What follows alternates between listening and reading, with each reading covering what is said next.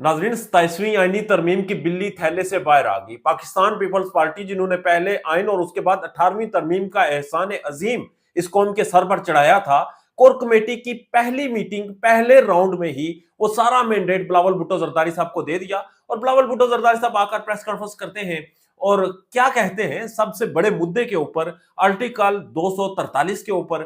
जरा ये समात फरमाए। ज्वाइंट चीफ स्टाफ का जो ओहदा है उसका कोई नया लकब देना है। फिर उन्होंने एक नया जो आपका नेशनल सिक्योरिटी और स्ट्रेटेजिक कमांड का है उसका एक नया ओहदा देना है। और जो ये हमारा फील्ड मार्शल का जो ओहदा ये अब मिला है ये जंग के भारत को शिकस्त दिलवाने के बाद का, इस सिर्फ ये जो आईनी तरमीम हमारे सामने है वो पाकिस्तान पीपल्स पार्टी की सेंट्रल एग्जीक्यूटिव कमेटी ने मुझे इजाज़त दी है कि पाकिस्तान पीपल्स पार्टी इसका हमायत करे। पाकिस्तान पीपल्स पार्टी की कोर कमेटी के एक बुजुर्ग रहनुमा से बात हुई। उन्होंने कहा कि कल जो पहला राउंड हुआ सीसी का, उसमें मैं शामिल नहीं हुआ। आज भरपूर एतराजात उठाऊंगा और ये जितने भी मामलात हैं ये बार्गेनिंग चिप्स हैं।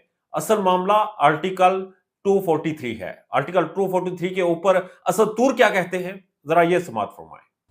सिर्फ ये डिस्कस हुआ कि क्या 27वीं आईनी तरमीम में हो सकता है जो मोटी मोटी बातें थी कि ये एनएफसी, 18वीं तरमीम, वफाकी आईनी अदालत, जजेस की ट्रांसफर और ये आर्टिकल 243। कई दिनों से बताया कि आर्टिकल 243 पर तो इन बड़ी सियासी जमातों के पास कोई, जैसे कहते हैं, नेगोशिएशन की स्पेस ही नहीं है। इनकी इतनी औकात नहीं है कि एस्टैब्लिशमेंट इनको इजाज़त देगी कि इस पर आप कर लें, इस पर आप हमसे बात कर लें कि हम ये कर सकते हैं, ये नहीं कर सकते। वो तो आनी है।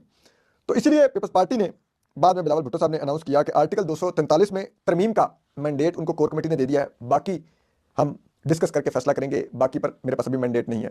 आईनी तरमीम दिलचस्प होती जा रही है क्योंकि पाकिस्तान पीपल्स पार्टी उसके ऊपर एग्री हो गई है। हुकूमत तो इस सारी पार्टी की मेजबान है। उन्होंने तो ये एक माहौल रचाया है, बनाया है और उसके बाद पीपल्स पार्टी उनके साथ एग्री हो गई। असद तूर का मौकफ आपने सुना। अब असल कहानी शहजाद अकबर बयान करते हैं, वो जरा समात फरमाएं। लेकिन असल जो इसका हासिल वसूल है वो ये है कि फील्ड मार्शल साहब के लिए एक नया ओहदा तश्कील दिया जा रहा है, जिसके तहत फील्ड मार्शल साहब जो हैं वो तीनों सर्विसेज के चीफ होंगे। पता नहीं 5, 6, 7 सितारा किस्म के वो एक जनरल होंगे और वो हर चीज़ के मालिक होंगे। एयरफोर्स को भी वो कमांड करेंगे, नेवी को भी वो कमांड करेंगे और फौज को तो वो कमांड कर ही रहे हैं, यानी कि आपकी जो बर्री फौज है उसको। अच्छा, अब यहाँ पे एक छोटी सी चीज़ समझने की है, उसको समझ लीजिए। वो ये है कि जो आर्मी चीफ होता है या ज्वाइंट चीफ होता है या जो फील्ड मार्शल भी होता है, ये तमाम के तमाम जो लोग हैं या जो होते हैं ये एक सरकारी मुलाजम के हैं। End of the day you are servant of the state. लेकिन अब जो चीज़ की जा रही है इस आइन के अंदर, वहां पर फील्ड मार्शल का पर्सन स्पेसिफिक ओहदा तश्कील दिया जा रहा है जो आईनी होगा और उसको आईनी तहफ़्फ़ुज़ भी दिया जाएगा। ये है सारा इसका गेम प्लान। यानी कि फील्ड मार्शल साहब का जो ओहदा है, ना सिर्फ वो तमाम अफवाज को कंट्रोल करेंगे, वज़ीर आज़म भी उनके काबू में होगा, चीफ जस्टिस भी उनके काबू में, आईनी अदालत भी उनके काबू में, बल्कि उनके ओहदे की जो तकरीम है, जो इज्जत है, वो एक आईनी ओहदे की होगी। वो कोई 5 सितारा जनरल को लामहदूद अख्तियारात देना, फिर आईनी ऑफिस या फिर कोई आईनी ओहदा या फिर ऐसा कोई माहौल क्रिएट करना जो कि उनके लिए ताकतवर तरीन शख्सियत उन्हें बना दे। इमरान रियाज कहते हैं कि जी असेंबली की मुद्दत भी बढ़ाई जाएगी। ये जरा सुने। वो कहते हैं जी असेंबली की मुद्दत 6 साल कर देंगे। 6 साल छोड़ें, 10 साल करें, 10 साल असेंबली की मुद्दत करें, अपने अपने 10 साल पूरे करें, 10 साल या 20 साल करें असेंबली की मुद्दत। इन्होंने कौन सा दोबारा इलेक्शन लड़के वोट लेकर आना है? ये तो जिस दिन पाकिस्तान की अवाम ने डंडा उठाया और इनकी तशरीफ पे लगाया तो उस दिन पाकिस्तान ठीक होगा। ये इलेक्शनों से पाकिस्तान ठीक नहीं हो रहा। इलेक्शन तो इनको चोरी करना आ गया। इलेक्शन से पाकिस्तान अगर ठीक होता तो पाकिस्तानियों ने 8 फरवरी 2024 को इलेक्शन से पाकिस्तान ठीक कर दिया था। पाकिस्तान की अवाम ने पाकिस्तान की एस्टेब्लिशमेंट के माथे पे शिकस्त लिख दिया था बड़ा बड़ा करके। आईनी तरमीम हो रही है जी, आजाद कश्मीर में हुकूमत तब्दील होने वाली है। यहाँ पर पाकिस्तान पीपल्स पार्टी और नून लीग में पावर शेयरिंग के जो मामलात थे वहां पर मामलात तय पा गए हैं। दोनों एक पेज पर आ गए हैं और वो जो मीडिया के ऊपर आप टकराव देखते थे वो टकराव तकरीबन खत्म हो चुका है, क्योंकि अब फंड्स भी जारी होंगे, लॉ ऑफिसर्स की भर्तियां जो होंगी उसमें पीपल्स पार्टी को हिस्सा भी दिया जाएगा और बहुत कुछ होगा। पावर शेयरिंग इसी को कहते हैं। और जब ये सारा खेल यहाँ पर बाहर रचाया जा रहा है तो इमरान खान जेल में बैठकर सलाउद्दीन अयूबी को पढ़ रहा है, वो वहां पर शेख इमरान हुसैन की किताबें पढ़ रहा है। शेख इमरान हुसैन उनके बारे में एक पैगाम भेजते हैं। बैन अल-अक़वामी स्कॉलर शेख इमरान को सुने। I got the news that former Prime Minister Imran Khan is now reading my books in prison in Pakistan. And that gave me an idea. Sometimes these ideas come to me as a gift from Allah, that I should now write a new book. So now, having written the Quran and Russia's destiny, I want to write a companion book to that, and I want to dedicate that book to Imran Khan, the captain of the team, former Prime Minister of Pakistan in prison. मुल्की सियासत में एक chaos हो रहा है, jail में इमरान खान किताबें पढ़ रहे हैं, उनके लिए पैगामात आ रहे हैं। नजम सेठी जो कि हुकूमत के करीब समझे जाते हैं, उनकी चिड़िया भी है, उन्हें खबर भी देती है, वो जो इस सारे सिनेरियो के ऊपर अपनी राय रखते हैं, अपने प्रोग्राम में जो जिक्र करते हैं, ये बड़ा अहम है। ये सुने और वो देखें कि वो बता रहे हैं कि ये हुकूमत किस तरह अनपॉपुलर हो गई है, ये निजाम किस तरह अनपॉपुलर हो गया है और अवाम इस जमहूरियत को जमहूरियत ही नहीं समझ रही, जिसकी वजह से ये आर्टिकल 243 इस आईनी तरमीम का एक अहम मुद्दा है और इस अहम मुद्दे के ऊपर सियासी जमातें एग्री हो गई हैं और अवाम में किस कदर अनपॉपुलर हो गई हैं। जरा नजम सेठी साहब को समाअत फरमाएं। फैसले हो गए हैं।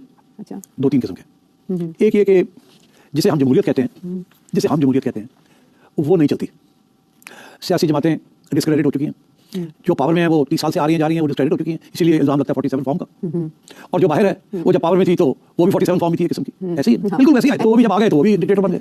अब ये भी आ गए हैं, ये भी डिक्टेटर हैं। अच्छा। तो ये हकीकत है। सब चाहते हैं डेमोक्रेसी, मगर एक्चुअली डेमोक्रेसी, इनका ये मौका है कि डेमोक्रेसी चलती नहीं है। और अब मैं आपसे ये कहने वाला हूँ कि आवाम के दिलों में भी ये एक खदशा है कि शायद डेमोक्रेसी चलती नहीं है, क्योंकि जब भी जमहूरियत की फॉर्म में आई है तो उसने डिलीवर कुछ नहीं किया। जब सियासी जमातें इस कदर अनपॉपुलर हो जाए तो उनके पास अवाम की आवाज को दबाने का एक ही रास्ता बाकी बचता है और वो होता है तशद्दुद का, मार कुटाई का और ताकत के इस्तेमाल का। ताकत का इस्तेमाल डी चौक कश्मीर और फिर मुरीद के में हुआ। मुरीद के में जो हालात इस वक्त अभी तक अनक्लियर हैं, उनके कायद कहां पर हैं, वो कारकुनान कहां पर गए, लाशों की बातें होती रही, वो कहां पर गई, उनके वकील सामने आते हैं, अदालत में खड़े होकर वो बताते हैं कि इस वक्त किस कदर जुल्म हुआ, लाहिकीन के साथ क्या सलूक हुआ। जरा ये उनके वकील की राय सुन लें। महाजे उसके ऊपर हैं। आपके पास अभी तक कितने लोग हैं जो गायब हैं और कितने लवाहिकीन पहुंचे हैं जिनके लोग जो है वो शहीद हुए हैं? अदादो शुमार आपके पास जो रिटर्न है, जो सबूत के साथ हैं, वो कितने हैं? 24 मेरे रिटर्न सबूत हैं मेरे पास, जिनके लवाहिकीन जो है वो मौजूद हैं। उनमें से 6 की बॉडीज मिल गई हैं, 8 यहाँ मौजूद हैं और बकिया जो है वो इस डर की वजह से कि इंतजामिया उन्हें प्रेशर दे रही है। इसकी मैं एक मिसाल आपको दूं, आपकी शायद रूह कांप जाएगी कि सैयद हशमतुल्लाह शहीद हुआ, उसकी डेड बॉडी लेकर गुरसा जा रहे थे, उन गुरसा को उठा लिया गया, 2 भाई 2 बहनों पे पर्चे दे दिए गए, उस डेड बॉडी को जो है ना वो कहीं छुपा दिया गया और फिर उन पर इतना तशद्दुद किया गया और डॉक्यूमेंटेड बातें हैं सारी। ये इसके इतना तशद्दुद किया गया कि एक बहन का मिसकैरेज हो गया, वो प्रेग्नेंट थी, मिसकैरेज हो गया, इतना मारा गया और उन खवातीन को रात को मर्द मारते हैं और मर्दों के पुलिस स्टेशन में उन्हें रखा गया। फिर उनकी जमानत की गई तो दूसरे पर्चे में उनको उठा लिया गया। तशद्दुद की वजह मैं बताता हूँ। 3271 एक FIR है नवाकोट की, उसमें ये लिखा गया है कि सैयद हशमतुल्लाह और सैफुल्लाह जो 2 लोग शहीद हुए हैं, उन्हें साद रजवी ने गोली मारी और अनस रजवी ने पांव पे फायर मारा और एक ने सर पे फायर मारा। उन दोनों पे तशद्दुद करके पूरी फैमिली पे उन्हें यह कहा जा रहा है कि तुम्हारी छूटने की एक ही सूरत है कि तुम बयान दो कि तुम्हारे भाई को साद रिजवी और अनस रिजवी ने मारा। ये मेरी उनसे खुद मुलाकात हुई है और वो मेरे दफ्तर या इस तरह कहीं भी मुलाकात होगी तो मुझे सारी बातें बताई। ठीक है, तो बताइए इस कंडीशन में आप ये सवाल जो करते हैं कि लवाहिकीन आ नहीं रहे तो क्यों आएंगे वो? और जो आ रहे हैं इनके घरों पे भी रात को पुलिस गई है। मैंने DIG को शिकायत की, उसने कहा कि हम उनको मना करते हैं कि आपको तंग नहीं करेंगे। एक भाई आए तीफी भट्ट जो कि बदनाम जमाना एक मुलजम था और उससे दुबई से इंटरपोल के जरिए गिरफ्तार करके पाकिस्तान लाया गया था। पाकिस्तान लाकर पुरस्रार तौर पर उनका इनकाउंटर हो गया और इनकाउंटर के बाद इंटरपोल के जरिए इंटरपोल के सामने हमारी जो इमेज बनी थी वो एक सवालिया निशान थी और अपनी जान पर खेलकर मुबैना तौर पर गिरफ्तार करने वाला जो DSP था, उनकी बेटी और अहलिया गायब हो चुकी हैं। वो कहां पर हैं किसी को कुछ नहीं पता नहीं। इससे पहले NCCI के कुछ लोग गायब हो गए थे और बाद में पता चला कि वो एक एजेंसी का नाम इस्तेमाल करके करप्शन कर रहे थे। अब उन लोगों का मामला यकसू हुआ, उनसे इस्तीफे वगैरह लिए गए, मगर इस वक्त फिर एक DSP और मुबैना तौर पर ये वो DSP है जिसने तीफी भट्ट को अपनी जान पर खेलकर दुबई से पाकिस्तान लाया था। उनकी अहलिया और बेटी गायब हो गई हैं। अजहर सैयद कॉलमिस्ट हैं, वो ये लिखते हैं तीफी भट्ट ग्रुप रियासत से टकरा गया है। पुलिस मुकाबले में मारे जाने वाले तीफी भट्ट को जो DSP दुबई से गिरफ्तार करके लाया था, उसकी बीवी और बेटी को अगवा कर लिया गया है। ट्रकों वाला खानदान की 3 नस्लें कत्ल करने वाला ग्रुप अब भुगतेगा। ये एक खौफनाक है कि रियासत के अंदर से CCD ने एक कलामिया जारी किया और बड़ा अच्छा था कि डाला कल्चर प्रमोट नहीं होगा, नहीं होना चाहिए। यहां पर घरों के ऊपर मोर्चे जो बनाए जा रहे हैं वो नहीं होने चाहिए, बिल्कुल नहीं होने चाहिए। दुश्मनदारियों का जो कल्चर है ये खत्म होना चाहिए। फिर साथ ही उन्होंने ये भी कह दिया स्टेट ऑफिशियल के तौर पर बैठ करके, अगर आपकी ज्यादा दुश्मनी है तो आप मुल्क छोड़कर बाहर चले जाएं। ये एक रियासत की सरकारी मुलाजिम ये नहीं कह सकता कि आप चले जाएं। बहरहाल उन्होंने कह दिया, साहिब इख्तियार है, वो कुछ भी कह सकते हैं। कहने के बाद जी अब रियासत के अंदर जो लोग हैं, जो दुश्मनदार नहीं हैं, जो सरकार की खिदमत कर रहे हैं, जो अपनी जान पर खेल कर मुल्जिमों को पकड़ते हैं, ठीक है। उसके बाद हमजा शहबाज शरीफ साहब कहते हैं कि जी इसके ऊपर सिफारिश उन्होंने की थी। आखिर में सदीक जान साहब इमरान खान साहब की तहरीक के हवाले से, उनके नामजद करदा लोगों के हवाले से और फिर सोहेल अफरीदी के हवाले से जो एक क्योस है खान साहब की तहरीक के हवाले से, कोई चीज सामने नहीं आ रही, कोई बड़ा लाए अमल सामने नहीं आ रहा। 27वीं आईनी तरमीम के ऊपर अपोजिशन क्या कर रही है, सदीक जान साहब की राय, ये आखिर में राय समात फरमाए कि फैसला साजी सोहेल अफरीदी के हाथ में नहीं है, फैसला साजी महमूद खान चकज़ई साहब के हाथ में है, क्योंकि इमरान खान साहब ने इख्तियार महमूद खान चकज़ई साहब को दिया है। लेकिन महमूद खान चकज़ई साहब जो है वो सिर्फ बातें कर रहे हैं, सिर्फ मीडिया टॉक्स कर रहे हैं। महमूद खान चकज़ई साहब अभी तक कोई ठोस लाए अमल मज़ामत का देने में नाकाम नजर आते हैं। या तो उनके पास कोई ऐसी इन्फॉर्मेशन है जो वो किसी से शेयर नहीं करना चाहते या कर नहीं सकते और वो बता नहीं रहे, और उनके जहन में कोई प्लान है जो अभी तक उन्होंने शेयर नहीं किया।